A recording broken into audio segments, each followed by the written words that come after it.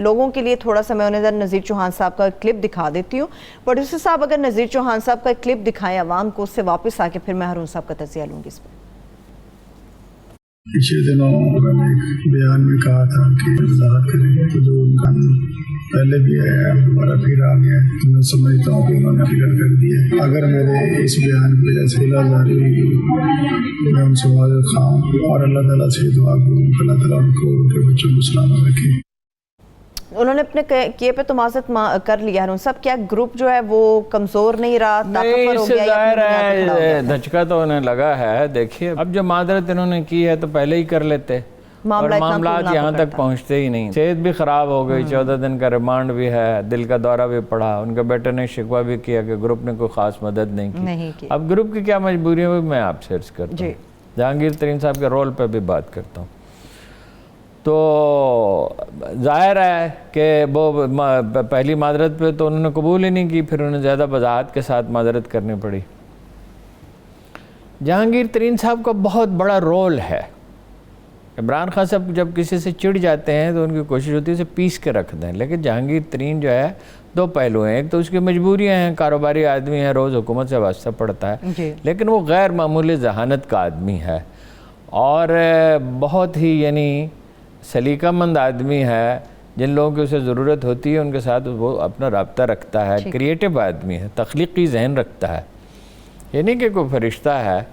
جس معاملے میں اسے پھنسانے کی کوشش کی گئی وہ میری سمجھ میں نہیں آیا. چینی کی سبسڈی کا فیصلہ جہانگیر ترین نے نہیں کیا, وہ مرکزی سطح پہ ہوا. صوبائی حکومت نے سبسڈی دی, وہ اکیلا آدمی نہیں تھا سبسڈی وصول کرنے والا. یہ ضرور ہے کہ پروڈکشن میں اس کا حصہ زیادہ ہے, لیکن یہ ہے کہ اسی کو اپنا ہدف بنایا گیا. اصل میں یہ جو تھی وہ غلام اقتدار کے غلام گردشوں میں جو سازشیں ہوتی ہیں وہ اس کا نتیجہ تھا.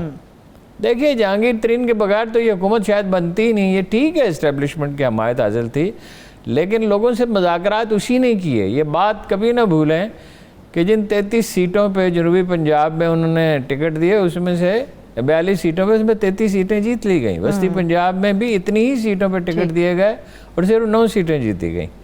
تو اس کا ایکیومن غیر معمولی ہے. اس نے سرمایہ بہت خرچ کیا, دل و جان سے اس نے ساتھ دیا. اب معاملے کی نوعیت ایسی ہے دیکھیے کہ سوٹ تو دونوں کو یہی کرتا ہے مل بیٹھے کہ وہ ان اختلافات کو طے کر لیں. اس میں ان کی بھی غلطیاں ہوں گی, لیکن عمران خان صاحب میں بھی سیاسی فراست کی بہرحال کمی ہے. مثلاً بہت لوگوں کا گلہ کیا تھا, نواز شریف کے خلاف بغاوت ہوئی تھی, سب کو یاد ہے. 88 میں جب انہیں وزیر اعلیٰ بنایا گیا, 85 میں چودھری صاحبان بھی اس میں شامل تھے, پیر بگاڑا شامل تھے, اور لوگ شامل تھے.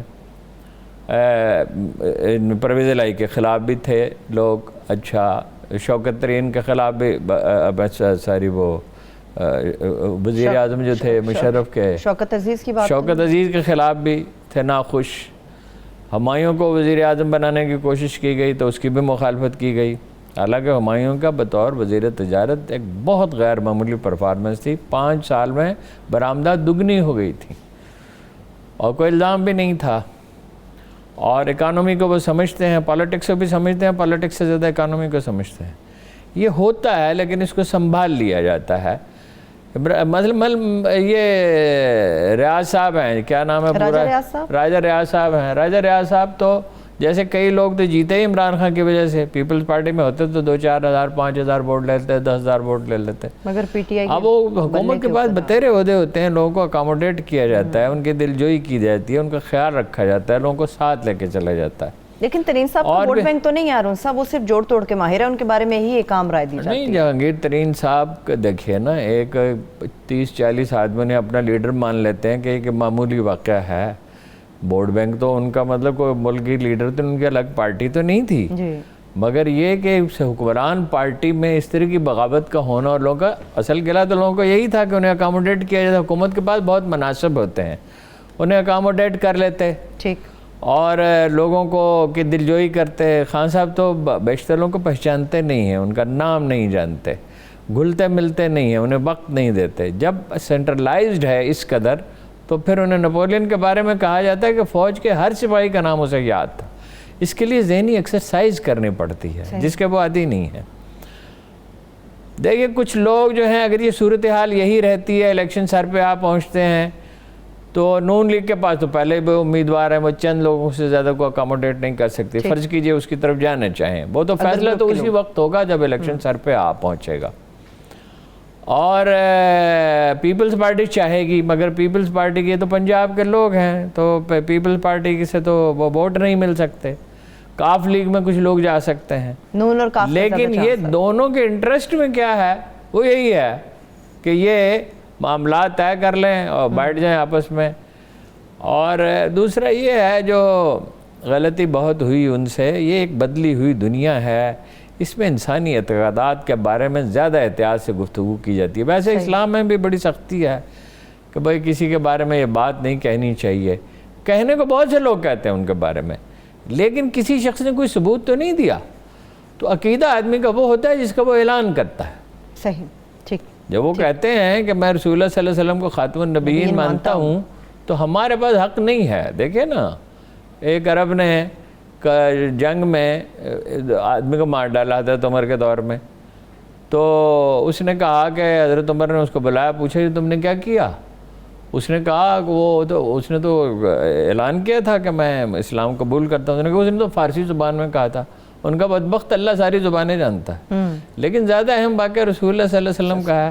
اسامہ انہیں بہت اچھے، جب ان کے والد زید کا انتقال ہوا، جو رسول اللہ کا منہ بولا بیٹا بنایا تھا، جنہیں بہت ہی عزیز رکھتے تھے، اور جب اسامہ کو لشکر کا سالار آخری بار بنایا ہے بہت بڑے لشکر کا، تو اس پہ اعتراض کیا گیا کہ نا تجربہ کار ہے. تو رسول اللہ کو ناگوار ہوئی یہ بات. ناگواری کا اظہار بہت کم علی جناب نے کیا اپنی پوری زندگی میں، بہت ہی کم.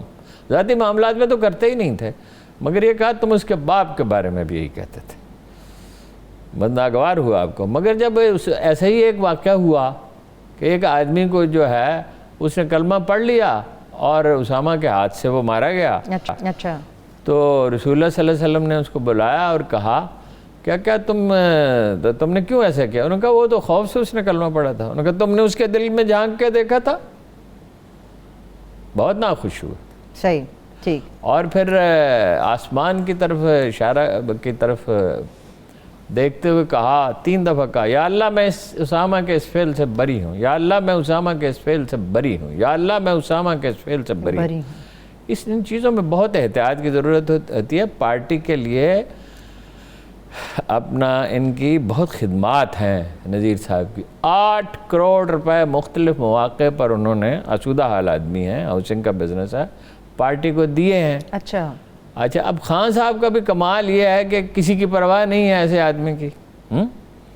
اور مطلب یہ ہے کہ وہ ان کے اپنے کافی ووٹ ہیں، انہوں نے بڑی زبردست انتخابی مہم چلائی.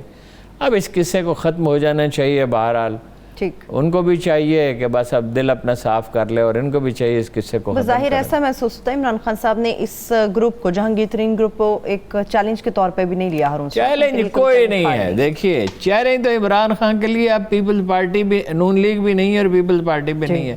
چیلنج ہے مہنگائی، بے روزگاری، بہت بڑا چیلنج ہے. ضرورت ہے انہیں ادارہ جاتی اصلاحات کی، پولیس کو ٹھیک کرنے کی، FBR کو امپروو کرنے کی، عدلیہ کو امپروو کرنے کی، جس میں ایک قدم بھی نہیں اٹھایا. اور یہ دیکھیے بلدیاتی ادارے تعمیر کرنے کی، جس کا انہوں نے قوم سے وعدہ کیا تھا. دیکھیے یہ وہ چیزیں ہیں جس میں اپوزیشن کو ان کے ساتھ تعاون کرنا پڑے گا. مثلا وہ بلدیاتی ادارے بناتے ہیں اور ان کے اختیارات میں اضافہ کرتے ہیں.